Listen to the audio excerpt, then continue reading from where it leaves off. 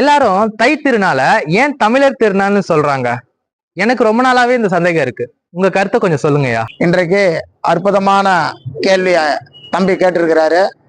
இந்த தை திருநாள் தமிழர்கள் திருநாளா என்று கேட்டிருக்கிறார்கள். அதாவது தமிழர்கள் திருநாள் தான். ஆனா என்ன ஒரே ஒரு பொது விஷயம் என்ன பாத்தீங்கன்னா, விவசாயி பொறுத்த வரைக்கும் இது விவசாயிகளுக்காக தான் இந்த தை திருநாளே ஏற்படுது. ஏன் அப்படின்னா, வள்ளுவரே சொல்றாரு. என்ன சொல்றாருன்னா, உழுதுன்று வாழ்வாரே வாழ்வார், மற்றெல்லாம் தொழுதுன்று பின் செல்வர் அப்படின்றார். அப்போ இந்த விவசாயிக்கு தான் பாத்தீங்கன்னா இது பெரிய ஒரு திருநாள். ஏன் அப்படின்னு பாத்தீங்கன்னா